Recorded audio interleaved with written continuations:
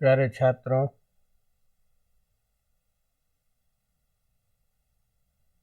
रामायण का अपना प्रसंग चल रहा था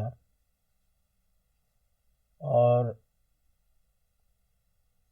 हमने इस सामान्य ज्ञान में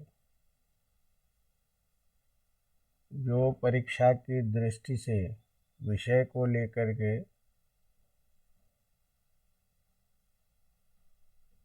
ग्रंथ से संबंधित जो बातें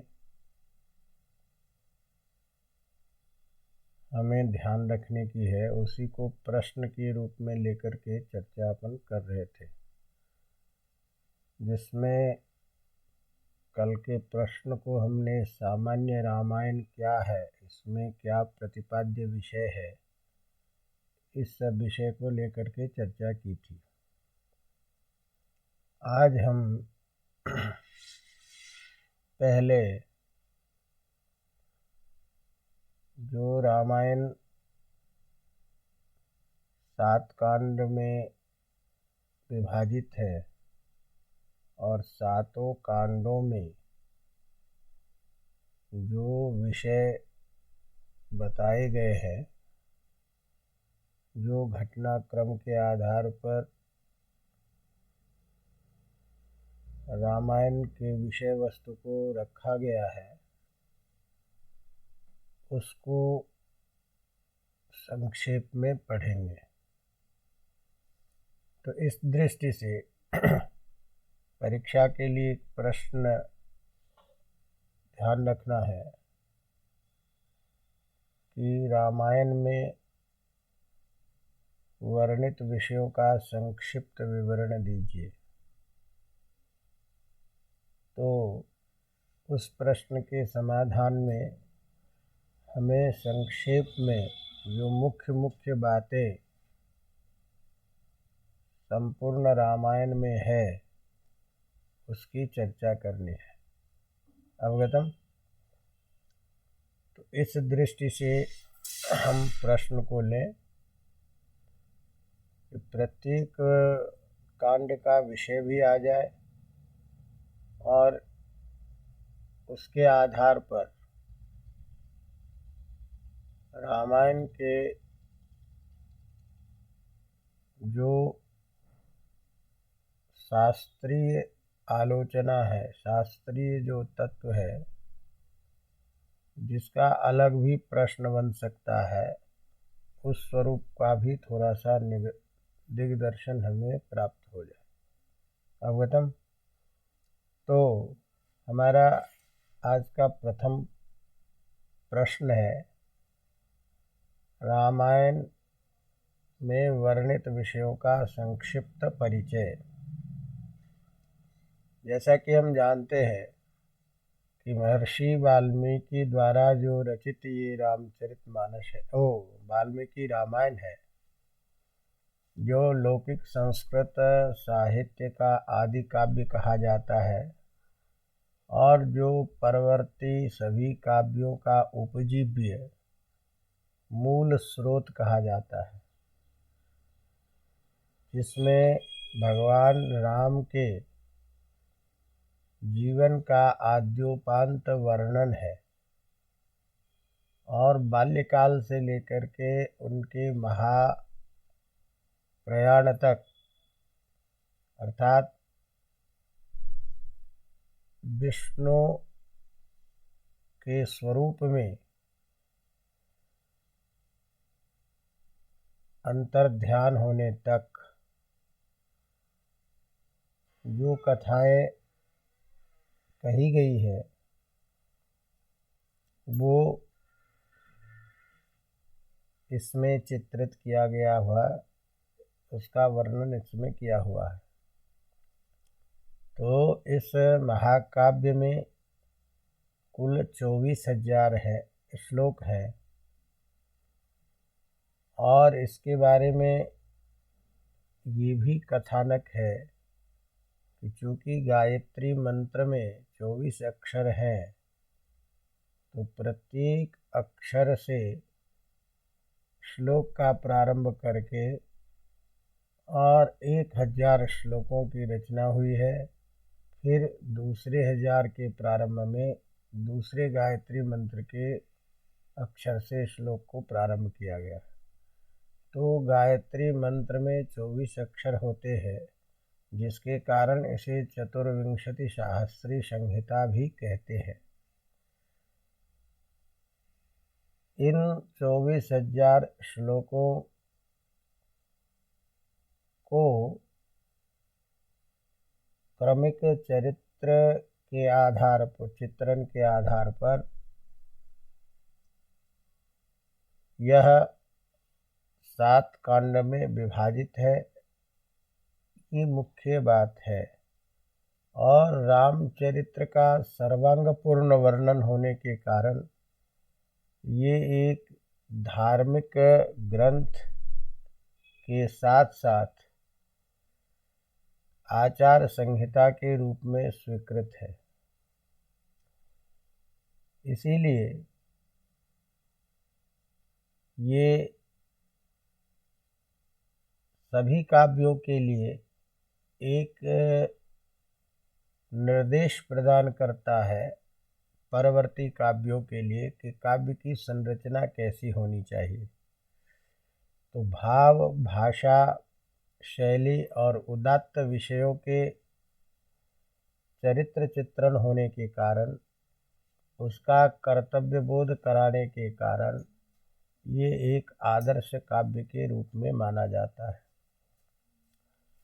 तो इस रामायण में जो 7 कांड हैं, जो क्रमिक बाल कांड, अयोध्या कांड, अरण्य कांड, किष्किंधा कांड, सुंदर कांड, युद्ध कांड और उत्तर कांड, तो कांडानुसार जब हम कांड के आधार पर जब इसका वर्णन करते हैं या इसमें प्रतिपाद्य विषय है, तो प्रत्येक कांडों में अलग अलग सर्गों में कथानकों को रखा गया है। तो बाल कांड में 77 सर्ग हैं और इसके प्रारंभ में 4 सर्गों में रामायण की संरचना की पूर्व पीठिका, प्रस्तावना, कैसे इस रामायण ग्रंथ की रचना का प्रारंभ हुआ, इसका वर्णन है, जिसमें नारद जी द्वारा महर्षि वाल्मीकि को पहले राम कथा सुनाया जाता है। तो नारद के द्वारा वाल्मीकि को रामायण कथा सुनाने का वर्णन है। फिर ब्रह्मा के आदेश पर कुरु राम कथाम पुण्याम श्लोकबद्धाम मनोरमाम, ब्रह्मा जी के आदेश पर इस वाल्मीकि रामायण का प्रारंभ होता है। तो इस तरह से मूल जो 4 सर्ग है वो रामायण के पूर्व पीठिका के रूप में, इस ग्रंथ के प्रस्तावना के रूप में है। मूल कथानक इसका 5वें सर्ग से प्रारंभ होता है, जहाँ से क्रमिक एक एक विषय का वर्णन इसमें किया गया है। उन वर्णनों में पहले अयोध्या में राजा दशरथ जी के द्वारा अश्वमेध यज्ञ का प्रारंभ करना, देवताओं की प्रार्थना, राम का जन्म और उनकी बाल्यावस्था का वर्णन, विश्वामित्र द्वारा राम को वन ले जाने की योजना, राम को सभी विद्याओं की प्राप्ति, और फिर आश्रम में ताड़का आदि राक्षसों का वध, फिर वहाँ से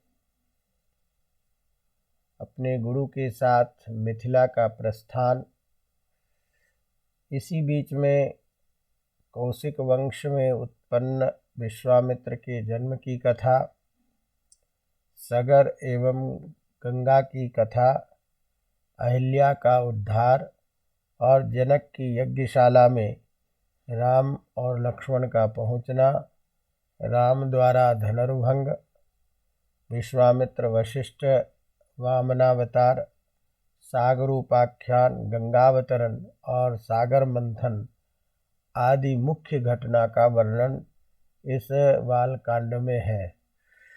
तो इस दृश्य से मैंने जैसे पहले कहा कि राम के चरित्र का वर्णन तो है ही, लेकिन उस बीच बीच में जो प्रमुख उपाख्यान है, प्रमुख पौराणिक कथा है, उसका भी वर्णन हमको ध्यान में रखना है कि बिंदु की दृष्टि से कि रामायण में आपको अलग से प्रश्न पूछ दे कि रामायण रामचरित्र के साथ साथ विभिन्न उपाख्यानों का वर्णन करता है या रामायण में विभिन्न उपाख्यान हैं, तो उपाख्यान की दृष्टि से रामायण का महत्व बताइए।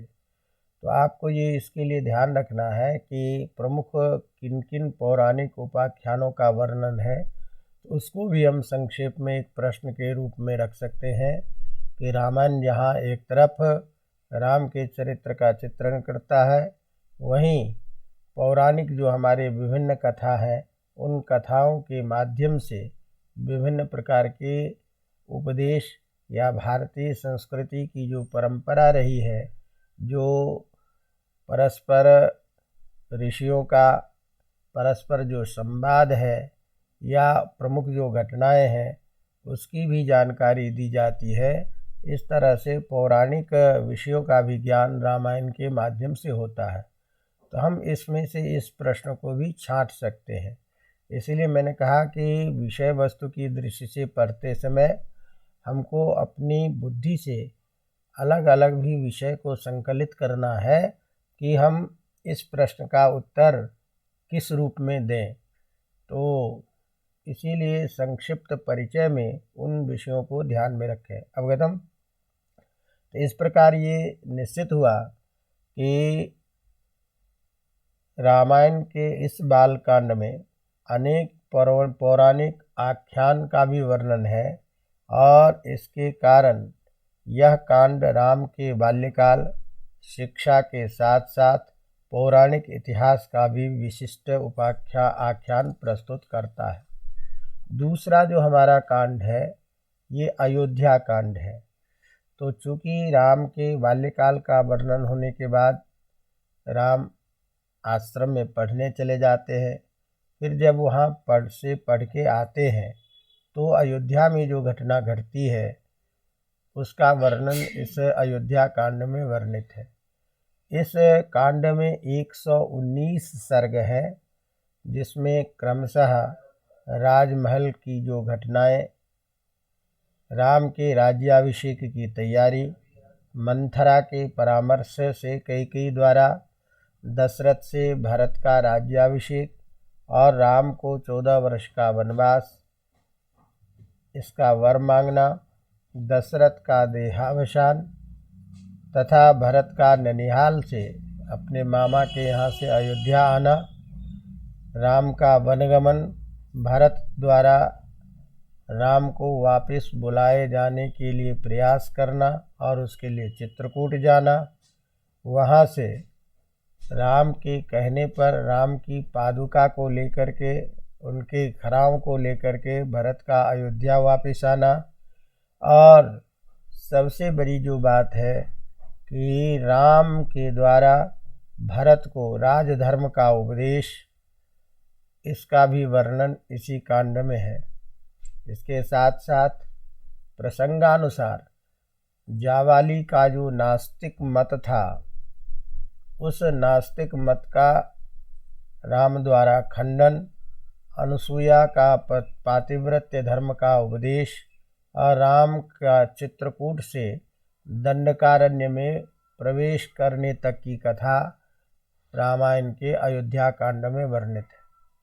तो इस तरह इस कांड में राम का वनगमन जाना, कैकेयी का इसका कारण होना और इसी के माध्यम से एक संकेत हमें प्राप्त होता है ये कि राम का जो अवतार जिस कार्य के लिए हुआ था, ये राक्षसों का संहार, ये सब एक इस घटना के माध्यम से उस मूल लक्ष्य तक को जाना था। यदि राम राज्य में शासन करने लगते तो यह जो विभिन्न राक्षसों के द्वारा जो ऋषियों को कष्ट दिया जाता था, उन सब कार्यों में व्यवधान हो सकता था। तो ये सारे के सारे घटनाक्रम एक कारण बनते हैं मूल कार्य को संपन्न करने के लिए। तो जिसका अयोध्या कांड में इस घटना के आधार पर राम के आदर्श जीवन का जो मुख्य स्वरूप है, जो उनकी त्याग और तपस्या और धैर्य के प्रति लोगों को जो संदेश दिया जाना था, वो वनगमन से ही संभव था। इसलिए इस अयोध्या कांड में उस सारी घटनाओं का पूर्व कारण के रूप में इस सारी घटनाओं को देखा जाता है। अवगतम। तीसरा जो कांड है ये अरण्य कांड है। अरण्य कांड जैसे नाम से ही मतलब है कि अरण्य में होने वाली घटनाएं। तो राम जब वनवास चले गए हैं तो दंडकारण्य में रह करके और वहाँ जो जो कार्य प्रमुख रूप से किए गए उन कार्यों का वर्णन अरण्य कांड में है। तो इस कांड में 75 सर्ग हैं। अवगतम। जिसमें राम लक्ष्मण सीता का दंडकारण्य में निवास करना, ऋषियों की प्रार्थना से विरोध आदि नाम का जो राक्षस था उसका वध करना, पंचवटी में आश्रम बना करके राम का रहना और वहाँ शूर्पणखा का आना, शूर्पणखा की घटना के साथ खड़ आदि जो 14,000 राक्षस थे उस राक्षसों का वध, रावण द्वारा सीता का हरण, जटायु का वध, राम का अत्यंत करुण विलाप, इसी तरह राम की कबंध से भेंट, राम और सुग्रीव का परस्पर मैत्री, ये सारी जो प्रमुख घटना है ये अरण्य कांड में वर्णन है। इसी तरह से राम शस्त्र धारण पर राम और सीता का परस्पर संवाद, राम का विरोध या राम का विलाप, राम के क्रोध आदि का उत्कृष्ट वर्णन और मार्मिक चित्रण इस कांड में वर्णित है। ध्यान रखिएगा कि हम जब सेकेंड पेपर पढ़ेंगे तो राम के इसी करुण विलाप को आधार बना करके उत्तर रामचरितम की रचना भवभूति ने की है, जो कारुण्यम भवभूतिरेव तनुते। इस प्रसंग से अलग से भी परीक्षा में प्रश्न आता है कि अपिग्रावारोदिति दलयति च वज्र हृदयम। राम के विलाप को देख करके पत्थर भी पिघल गया था। तो अत्यंत जो करुण है उस करुणा को लेकर के भरत ने उस करुण रस को प्रधान मान करके और जो काव्य की रचना की वह उत्कृष्ट काव्य के रूप में देखा जाता है नाटक। यद्यपि हम इसकी चर्चा विशेष करेंगे जब वो प्रसंग आएगा कि महाकाव्य का लक्षण होता है श्रृंगारो वीर एव वा। प्रधान अंगी रस जो होता है या तो श्रृंगार रस हो या वीर रस हो नाटक। लेकिन करुण रस प्रधान होते हुए भी उन्नत काव्य का उदाहरण जो भरत जो आपका उत्तर रामचरितम नाटक है भवभूति का, वह अत्यंत श्रेष्ठ काव्य होता है। तो राम के इस करुण विलाप का जो दृश्य है ये अरण्य कांड में है, जहाँ प्रत्येक वृक्ष से, लता से, पत्थर से राम विलाप करते हुए सीता के प्रति, सीता के बारे में पूछते हैं और पता करते हैं। तो अत्यंत मार्मिक चित्रण होने के कारण यह राम के अपनी पत्नी के प्रति, सीता के प्रति अनन्य प्रेम को प्रकट करता है। तो ये सारी की सारी जो चीज़ें हैं इन सारी तथ्यों का वर्णन इस अरण्य कांड में हमें देखने को मिलता है। चौथा जो कांड है यह है किष्किंधा कांड। इस कांड में 67 सर्ग हैं, जिसमें पंपा सरोवर का एक विशेष वर्णन प्राप्त होता है। राम के विलाप के साथ साथ बाली का वध, बाली की पत्नी का जो तारा है उसका करुण विलाप, सुग्रीव अंगद का राज्याभिषेक, सीता की खोज के लिए वानरों का विभिन्न दिशाओं में जाना, संपाति से मुलाकात और सीता के लंका में होने की सूचना, और जाम्बवान द्वारा हनुमान को उनकी शक्ति को जगाना और उन्हें सीता की खोज के लिए जाने के लिए प्रेरित करना, और फिर उसके बाद हनुमान के द्वारा समुद्र का लंघन, तो समुद्र पार करके लंका पहुंचना। ये जो चीज़ें हैं ये यहाँ तक का वर्णन किष्किंधा कांड में है। अगला जो कांड है वो है सुंदर कांड। रामायण का सबसे प्रचलित और सबसे सुंदर कांड जो कांड है वो सुंदर कांड ही है। ध्यान रखिएगा, आगे की हम चर्चा करेंगे। सुंदर कांड को लेकर के परीक्षा में अलग से भी प्रश्न पूछता है कि सुंदर कांड के आधार पर रामायण के सौंदर्य का या रामायण के उत्कृष्ट होने का वर्णन कीजिए, या सुंदरकांड के आधार पर रामायण का महत्व बताइए। तो इस दृष्टि से कहते हैं कि सुंदरे किम न सुंदरम, इस सुंदर कांड में क्या ऐसी चीज़ नहीं है जो सुंदर है। तो ये सुंदर कांड क्यों इतना प्रचलित है, इसको सुंदर कांड क्यों कहा जाता है, तो सीधा से यदि हम इसको संक्षेप में समझें तो इस कांड में प्रायः सभी कार्यों का परिणाम सुखद रूप में दिखता है। तो जो अत्यंत संवेदना कष्ट से युक्त जो घटनाएं चल रही थी, उन घटनाओं में शुभ सूचक संदेश, शुभ सूचक संकेत सारा इस कांड में प्राप्त होता है।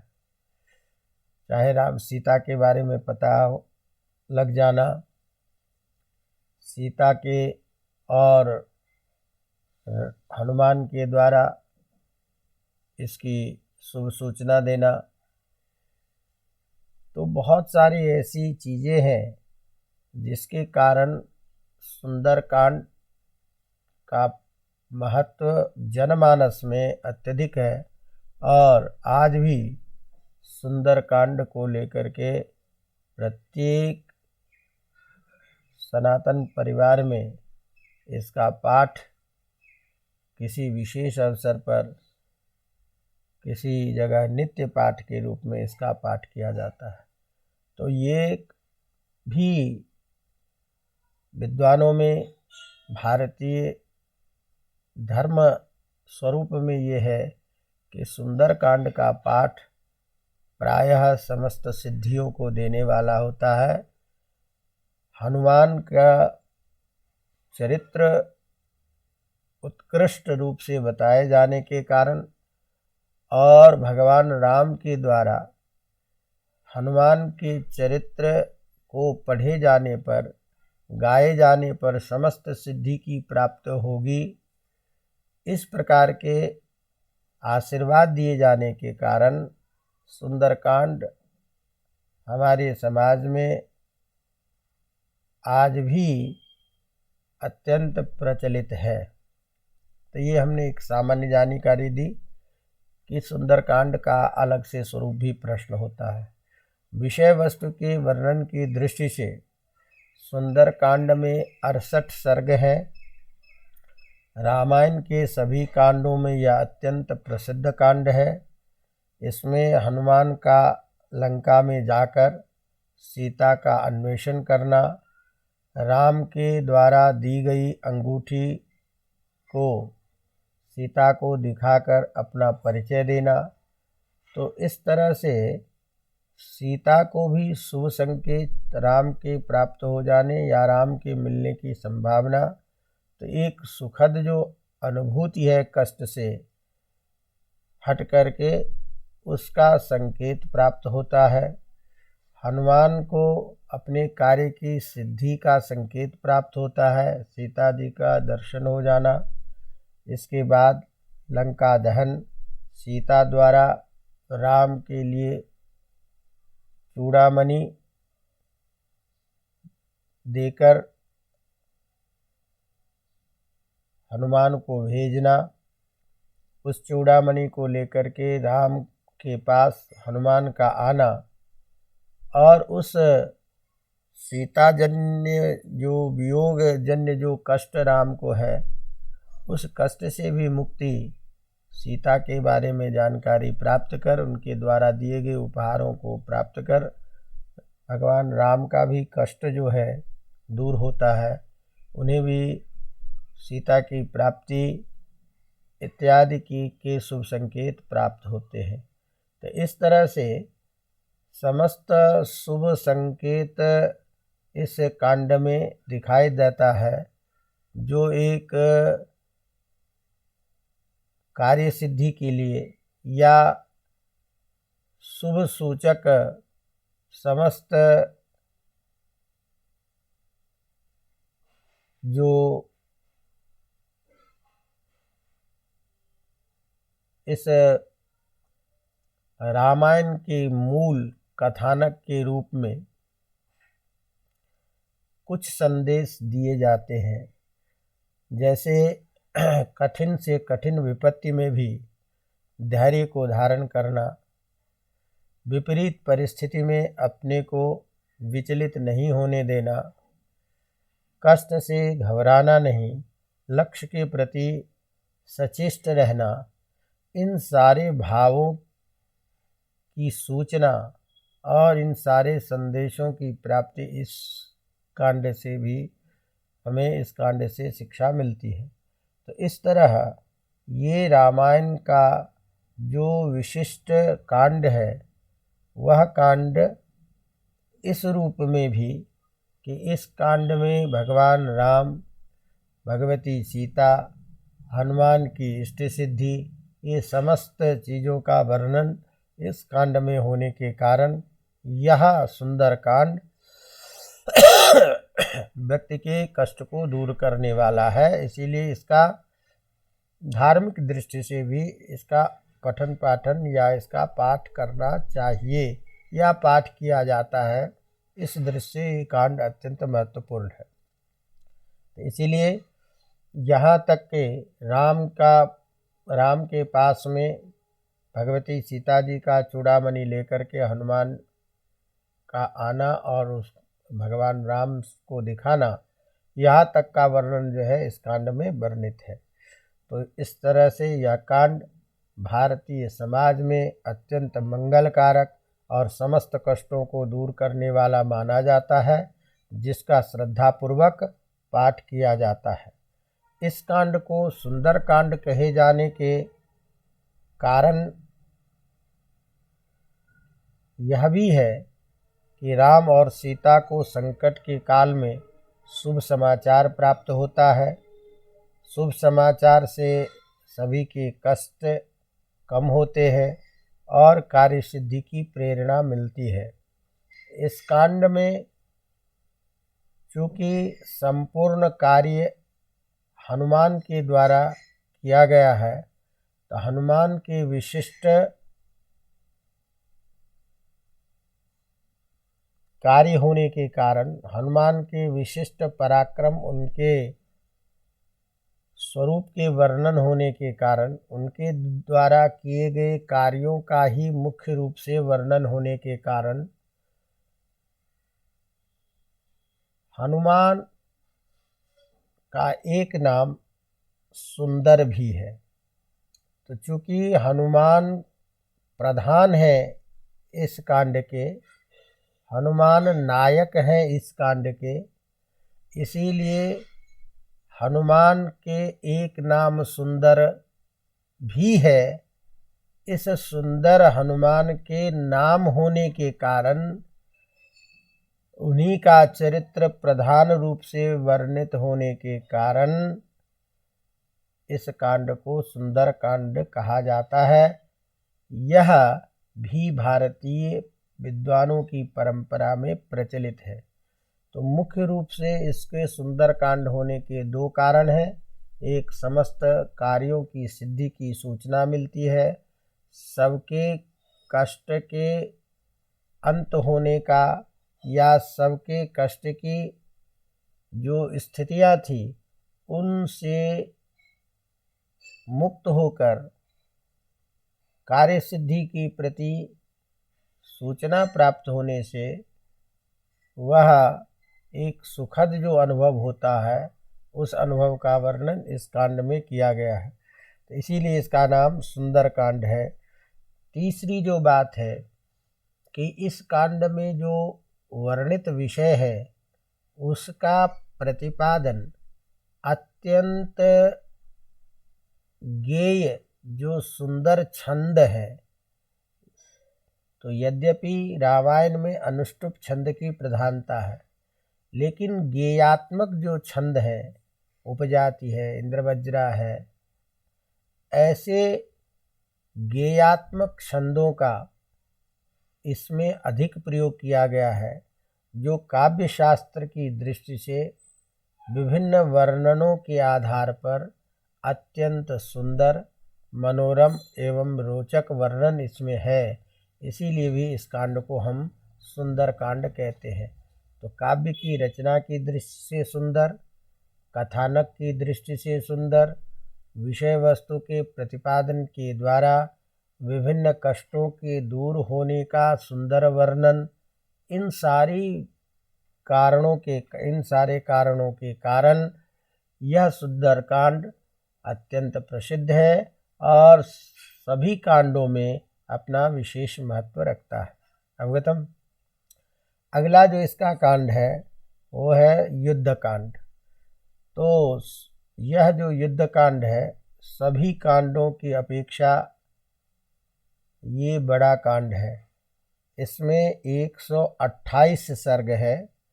मुख्य रूप से इसमें राम और रावण के बीच के युद्ध का वर्णन है, और इसके बाद रावण को मारकर राम का अयोध्या लौटना, अयोध्यावासी का अत्यंत प्रसन्न होना, और हनुमान के द्वारा किए गए कार्यों की विशेष रूप से प्रशंसा इस कांड में वर्णित है। इस कांड में रावण द्वारा विभीषण का त्याग, विभीषण का राम के शरण में आना, नल द्वारा समुद्र पर पुल बनाना, इंद्रजीत, कुंभकर्ण, नरांतक आदि विभिन्न राक्षसों का वध, राम के द्वारा सूर्य की पूजा, ब्रह्मा के द्वारा राम की स्तुति और राम का राज्याभिषेक, ये सारे के सारे वर्णन यहाँ अयोध्या में आकर के और राम का राज्याभिषेक तक का जो वर्णन है ये युद्ध कांड में है। अब यहाँ रामायण के बारे में दो प्रचलित बातें हैं। पाश्चात्य जो विद्वान लोग हैं उनका कहना है कि राम के चरित्र को लेकर के जो विशेष रूप से चर्चा की गई है या जो वर्णन है, ये युद्ध कांड तक ही संपन्न हो जाता है। इसीलिए मूल जो रामायण है, जिसके आधार पर इसको रामायण कहा जाता है रामचरित्र को लेकर के, ये युद्ध कांड तक ही है। इसीलिए रामायण यहीं तक है और बाकी जो 7वां जो कांड है उत्तर कांड, ये प्रक्षिप्त है। इसीलिए यहीं तक के कांड मांगते हैं। कुछ लोगों का एक मत और भी है कि बाल कांड भी प्रक्षिप्त है, क्योंकि एक पूर्व की घटना या रामायण का प्रस्ताव के रूप में है। तो मूल रूप से जो रामायण का जो स्वरूप है, राम का चरित्र जहाँ कार्य की दृष्टि से जो राम के जीवन का प्रयोजन है, उस दृष्टि से यदि चर्चा करें तो अयोध्या कांड से लेकर के युद्ध कांड तक का जो वर्णन है, इसी में राम का संपूर्ण चरित्र होता है। अतः ये 5 कांड का ही रामायण है और बालकांड और ये प्रक्षिप्त है। लेकिन भारतीय परंपरा में बिना किसी उद्देश्य या बिना किसी प्रयोजन को बताए काव्य की या किसी भी कथानक की पूर्ति नहीं हो पाती है, और उसका अंतिम परिणाम जो उनके रहने तक का बोध, जीवन से संबंधित जो कार्य है, वो अंतिम कार्य तक यदि पूरा नहीं होता तो उस ग्रंथ की समाप्ति नहीं मानी जाती है। अतः ये 7 कांडों का जो स्वरूप है, ये विशुद्ध मूल रामायण से ही है। अतः 7 कांडों में ही विभक्त यह संपूर्ण रामायण समझना चाहिए, ये प्रसिद्ध है। अवगतम। तो 7वां जो कांड है, जो उत्तर कांड है, इस कांड में 111 सर्ग है, जिसमें विभिन्न आख्यानों का वर्णन है। विशेष इसी कारण जो है इसमें अत्यधिक आख्यान वर्णन है। और फिर लव कुश इत्यादि का जन्म और उसके शासनकाल का प्रारंभ होना, राम का महाप्रयाण, ये सारे के सारे वर्णन इस कांड में है। तो इस कांड में 111 सर्ग है, जिसमें विभिन्न आख्यानों का वर्णन, उर्वशी, वशिष्ठ, ययाति का आख्यान, वृत्रासुर, इला जिसको भी बोलते हैं, पुरुरवा का उपाख्यान, सीता का परित्याग, राम द्वारा अश्वमेध यज्ञ, सीता का पाताल में प्रवेश, कौशल्या आदि का परलोक गमन, और कुशलव का राज्याभिषेक, और श्री राम का महाप्रस्थान, तथा अंत में रामायण के पाठ का फल, ये वर्णित है। तो इस प्रकार राम के संपूर्ण जीवन की कथा का वर्णन, आचार, नीति, कर्तव्य आदि का उपदेश, विभिन्न आख्यानों द्वारा सदाचार का उपदेश इस रामायण में 7 कांडों में बताया गया है, जो अत्यंत और काव्यात्मक, सभी पक्षों से सर्वथा सर्वांगपूर्ण है, और आदि काव्य होने के कारण समस्त परवर्ती काव्यों के लिए एक मानदंड के रूप में स्थापित है। तो यह संक्षेप में केवल रामचरित्र ही नहीं, एक आचार विषयक भी शास्त्र है, नीति विषयक भी शास्त्र है, और काव्य की विभिन्न अवधारणाओं के साथ भारतीय संस्कृति के साहित्य में समस्त काव्यों को एक दिशा निर्देश करने वाला श्रेष्ठ काव्य है। अवगतम। तो ये हमने इसका संक्षिप्त में आपको परिचय दिया। यहाँ तक की जो बातें अभी तक हमने की है, ये एक सामान्य स्वरूप के रूप में, लेकिन रामायण को लेकर के जो हमारी परीक्षा में विभिन्न प्रकार के जो विशेष प्रश्न होते हैं, उन प्रश्नों को हम 2-3 तरीके से देखते हैं। तो एक प्रश्न ये होता है कि जैसे हम चर्चा कर रहे हैं बार बार कि परवर्ती काव्यों का यह उपजीव्य काव्य है, तो इसका मतलब ये हुआ कि रामायण में साहित्य की दृष्टि से जो मूल अवधारणाएं हैं, जो सिद्धांत हैं, उनका भी प्रतिपादन हमको इसमें दिखता है। तो काव्य के किन मूल तत्वों को, काव्य के साहित्य के किन अवधारणाओं का इसमें वर्णन किस रूप में है, जिसके आधार पर परवर्ती काव्यों में तत्तद चीज़ों का होना एक श्रेष्ठ काव्य के रूप में स्वीकार किया गया है, माना जाता है।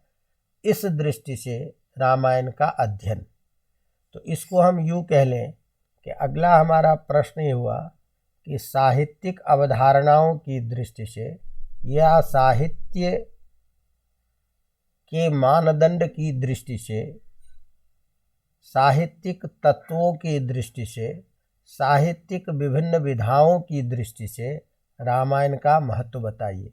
तो बहुत सारी बातें हमने आपको कही। इन सभी प्रश्नों का उत्तर आपको एक ही रूप में रखना है, चाहे साहित्यिक महत्व हो, साहित्यिक अवधारणाओं की विवेचना हो, या परवर्ती काव्यों का साहित्यिक मूल स्रोत रामायण है, इस कथन की विवेचना कीजिए। इस प्रकार के कोई भी प्रश्न होते हैं तो आपको इन सभी प्रश्नों का एक ही उत्तर आपको देना है, जो समस्त पक्षों को रखता है। तो इस दृष्टि से इस प्रश्न की हम चर्चा करते हैं। तो हमारा मूल प्रश्न साहित्य की अवधारणा या साहित्य, रामायण का साहित्यिक महत्व या रामायण में साहित्यिक मूल तत्व, रामायण में साहित्यिक विधा, इन सब का संक्षिप्त विवरण अवगतम।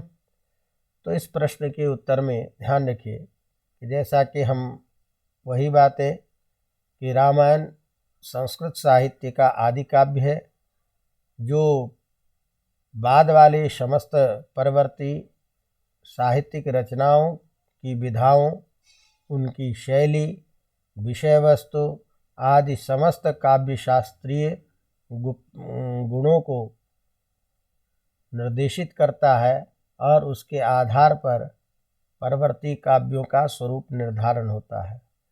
तो इन सब दृष्टि से रामायण का साहित्यिक दृष्टि के परिप्रेक्ष्य में इसका महत्व और अधिक हो जाता है।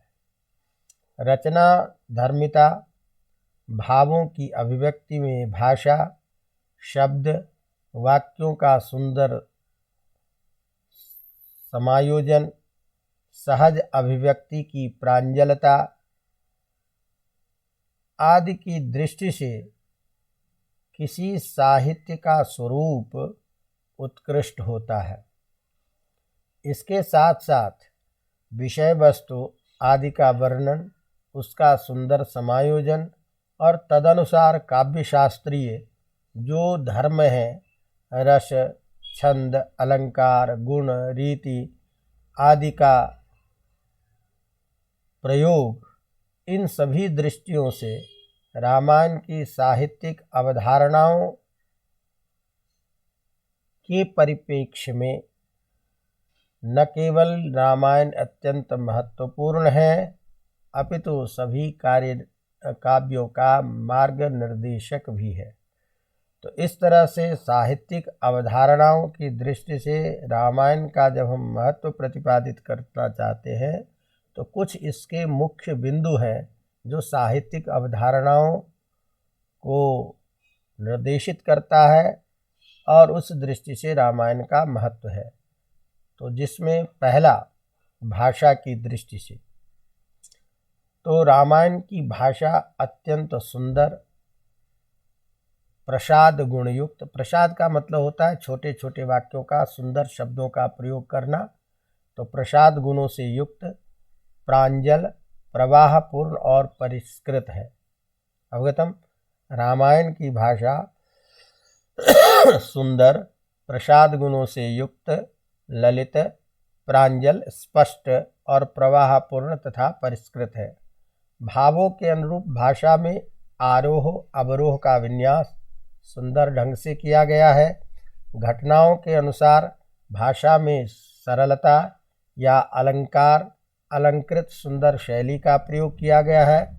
जहाँ किसी घटना का वर्णन है, वहाँ पौराणिक सरलता दिखाई देती है शब्दों में। लंबे वर्णनों में अलंकार युक्त शैली का प्रयोग है। ऐसे स्थानों पर अनुष्टुप छंद को त्याग करके अन्य गेय छंदों का प्रयोग किया गया है। तो इस तरह संक्षेप में भाषा प्रयोग की दृष्टि से रामायण सर्वजनबोध्य, सरल, सहज एवं घटनानुकूल शब्दों के प्रयोग के कारण भाषा की दृष्टि से अत्यंत महत्वपूर्ण है। दूसरा, विषय वस्तु एवं प्रकृत चित्रण आदि की दृष्टि से तो रामायण का प्रतिपाद्य चूँकि मर्यादा पुरुषोत्तम राम का चरित्र चित्रण है, अतः प्रतिपाद्य विषय वस्तु स्वतः ही अत्यंत श्रेष्ठ है। तथापि उनके चरित्रों का यथाक्रम तदनुरूप ही उदात्त वर्णन, घटनाओं के वर्णन में अपेक्षित सहयोगी विषयों का सुंदर समायोजन अत्यंत सुंदर ढंग से किया गया है। आद्योपांत विषय वस्तु और प्राणी के कर्मबोध एवं जीवन मूल्यों को दिखाता है और उस जीवन मूल्य का वर्णन किया गया है। प्रकृति चित्रण के दृश्य से न केवल बाह्य प्रकृति का विशद चित्रण है, अपितु अंतः प्रवृत्ति की चित्रण की भी अत्यंत सुंदर एवं कुशलतापूर्वक इसका वर्णन किया गया है। प्रकृति के चित्रण में नगर, गांव, आश्रम, पर्वत, सरोवर, सेना, युद्ध, ऋतु, चंद्रोदय, सूर्योदय, विभिन्न वन, उपवन और जंगलों की प्रकृति के जो प्राकृतिक सौंदर्य है, उन सब का सरसपूर्ण, भावपूर्ण और अत्यंत सजीव एवं रोचक वर्णन होने के कारण यह अत्यंत साहित्य की सुंदरता की दृष्टि से यह अत्यंत महत्वपूर्ण है। तीसरा, काव्यशास्त्रीय गुणों में रस की दृष्टि से रामायण का साहित्यिक महत्व की जब बात करते हैं तो रस संयोजन की दृष्टि से रामायण में रसों का सुंदर समायोजन होने के कारण ही वाल्मीकि को रस सिद्ध कवीश्वर कहा जाता है। संस्कृत के क्षेत्र में संस्कृत विद्वानों की परंपरा में रस सिद्धाः कवीश्वराः ये किसी को कहा जाता है तो वाल्मीकि ही है, जिसे रस सिद्ध कवीश्वर, कवियों में श्रेष्ठ, कवि के राजा के रूप में कहा जाता है। इस प्रकार रस सिद्ध, रस के प्रयोग में सिद्धहस्त कवीश्वर वाल्मीकि को इस रामायण में रस संयोजन के कारण ही, रस के उदात्त वर्णन के कारण ही कहा जाता है। तो यद्यपि कथानकों के अनुसार जिस रस का प्रयोग उस घटना विशेष को काव्य के उत्कर्ष को बढ़ाने के लिए प्रयोग किया जाना चाहिए, बिल्कुल तदनुरूप ही उसका सही समायोजन इस रामायण में किया गया है। प्रायः इसमें सभी रसों का प्रयोग किया गया है, जिसमें करुण, श्रृंगार और वीर रस मुख्य है। फिर भी इस रामायण का प्रधान अंगीरस करुण रस है। करुण रस अंगीरस क्यों है कि रामायण की जो रचना प्रारंभ होती है उसका भी एक कथानक है कि क्रौंच युगल की पक्षी को एक साथ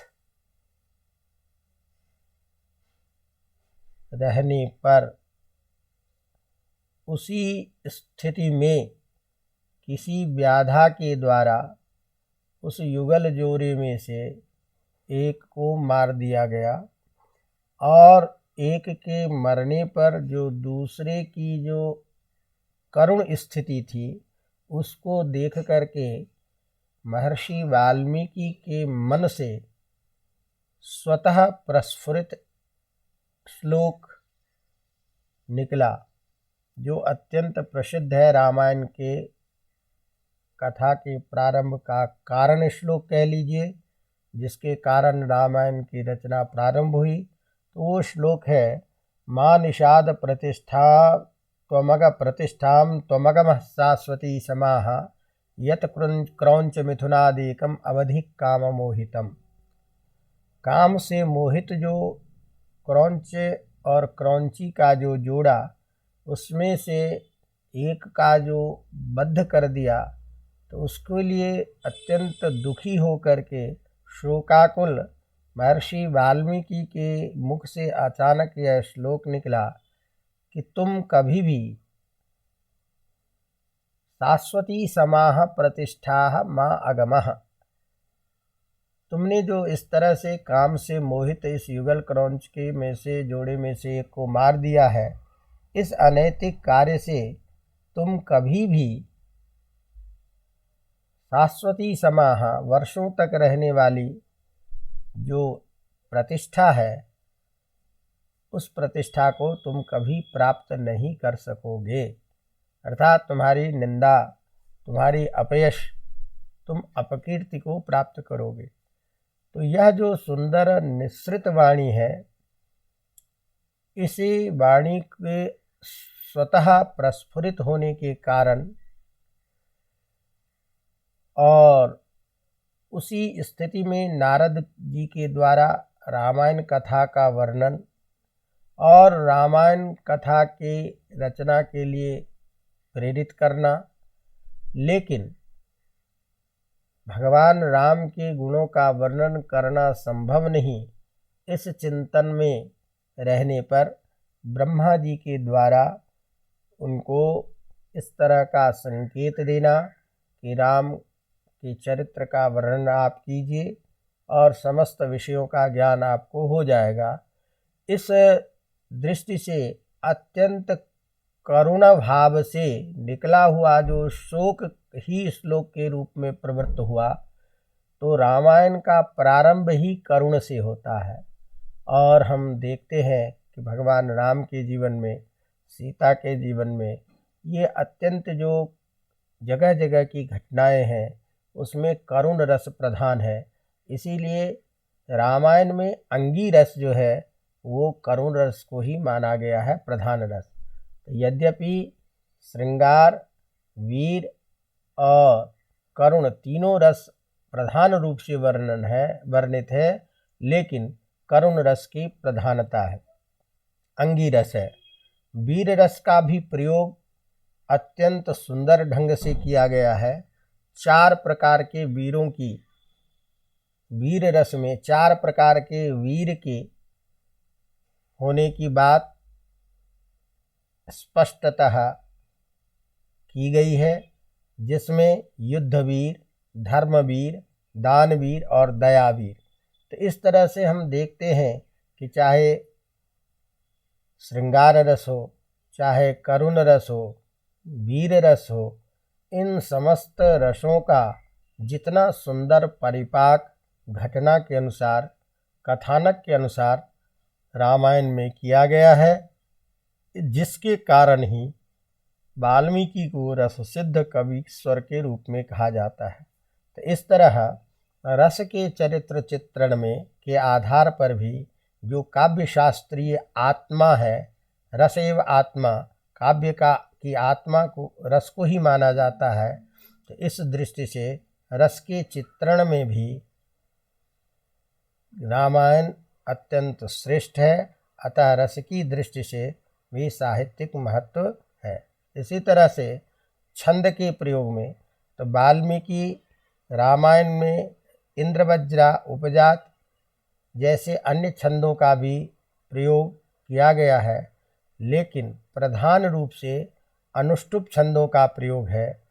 तो चूँकि राम की कथा का वर्णन सहजतया सबको समझ में आ जाए, इस दृष्टि से जैसे पुराणों की भाषा अत्यंत सरल है, उसी भाषा का आलंबन करते हुए अनुष्टुप छंद का अधिक प्रयोग किया गया है।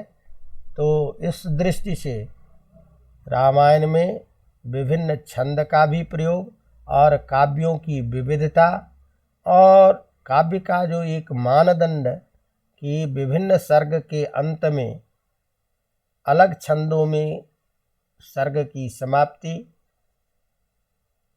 इस दृष्टि से भी परवर्ती काव्य में एक सिद्धांत स्थापित हुआ, तो छंद की दृष्टि से भी यह अत्यंत श्रेष्ठ काव्य माना जाता है।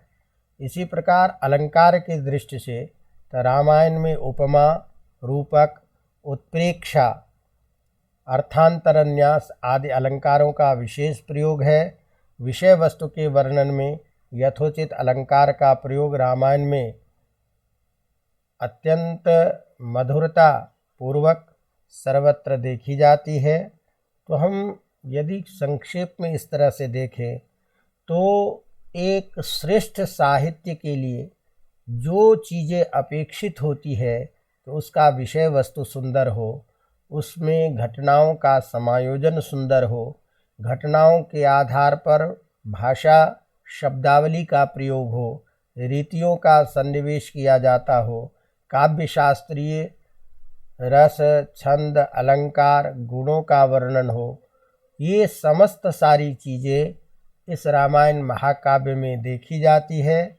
इसीलिए साहित्य की दृष्टि से भी रामायण का अत्यंत महत्व है।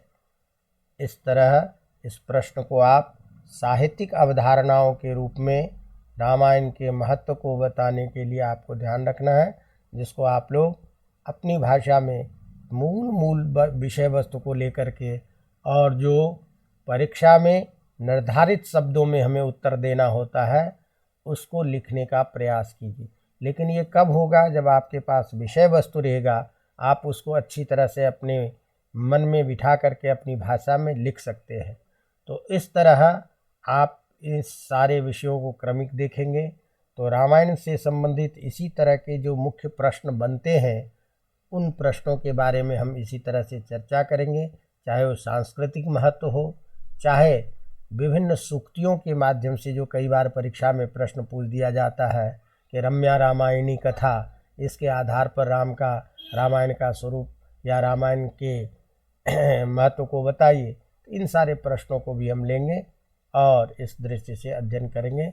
इसी के साथ हम इस कक्षा को अभी यही विराम देते हैं। आगे की कक्षा के साथ फिर अपन मिलेंगे। धन्यवाद।